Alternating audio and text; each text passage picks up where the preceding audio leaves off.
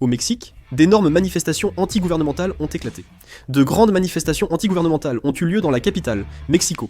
Ces manifestants ont protesté contre les liens du gouvernement mexicain avec les cartels de la drogue. Constatant l'inaction du gouvernement mexicain contre les cartels, ils exigent des mesures pour les éliminer. La manifestation grandit sans cesse. Pendant ce temps, le président américain Donald Trump envisage des frappes aériennes contre les cartels mexicains, ce qui rend la situation de plus en plus tendue. Aujourd'hui, nous allons examiner ce sujet. Le 16 novembre heure locale, une grande manifestation anti-gouvernementale a eu lieu à Mexico.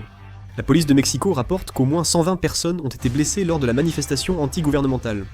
Heureusement, aucun mort, mais plus de 100 policiers blessés durant la grande manifestation, avec des gaz lacrymogènes partout.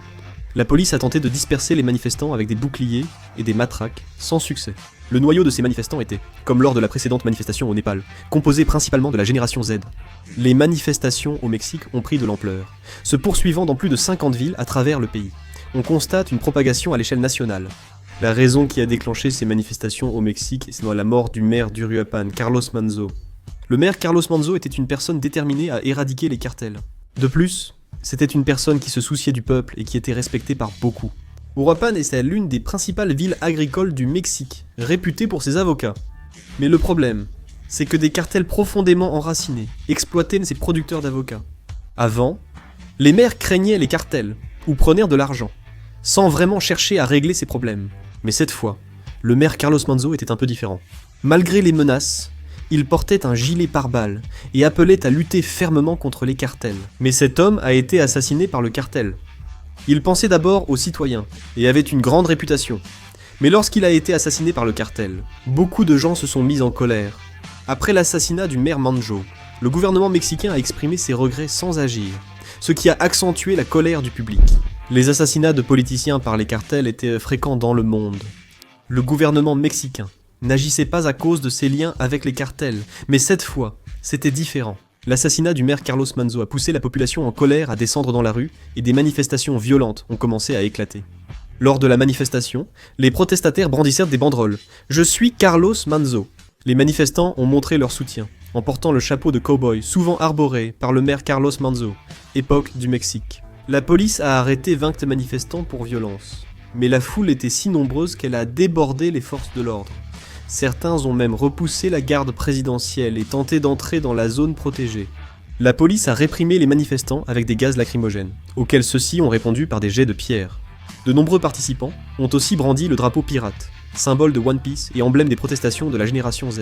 Pendant ce temps, la controverse s'intensifie alors que des rumeurs circulent selon lesquelles les États-Unis envisageraient des frappes aériennes sur le territoire mexicain. Le président Donald Trump a qualifié les cartels de menaces directes pour la sécurité des États-Unis et a déclaré à plusieurs reprises qu'il envisagerait tous les moyens, y compris des options militaires.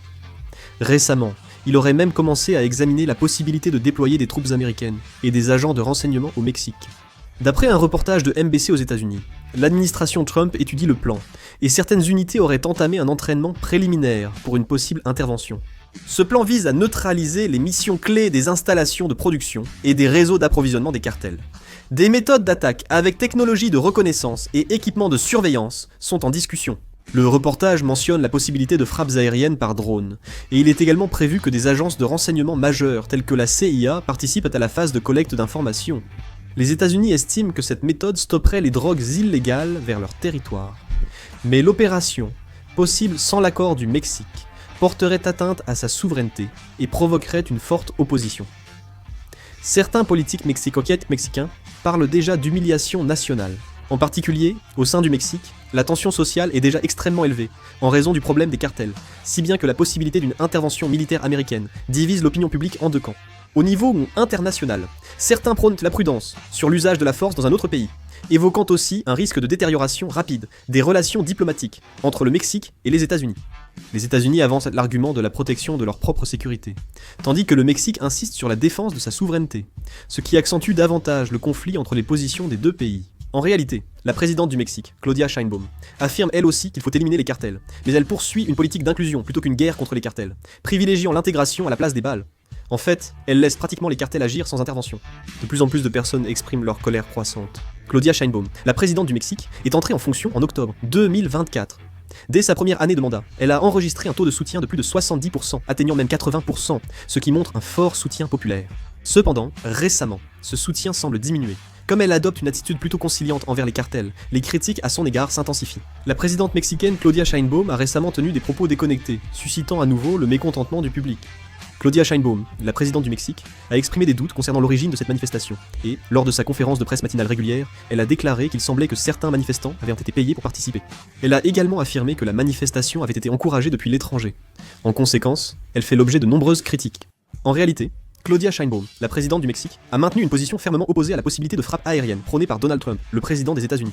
Le Mexique, comme par le passé, accorde une grande importance à sa souveraineté. C'est pourquoi les opérations ou interventions militaires étrangères sont largement perçues comme une honte nationale. C'est pourquoi la présidente Sheinbaum a clairement tracé une ligne en déclarant qu'elle ne pouvait accepter aucune forme d'intervention. Ce message visait à protéger la base politique du Mexique, alors que d'importantes manifestations anti-gouvernementales réclamaient l'éradication des cartels. Le gouvernement s'est retrouvé en difficulté, renforçant les arguments des États-Unis.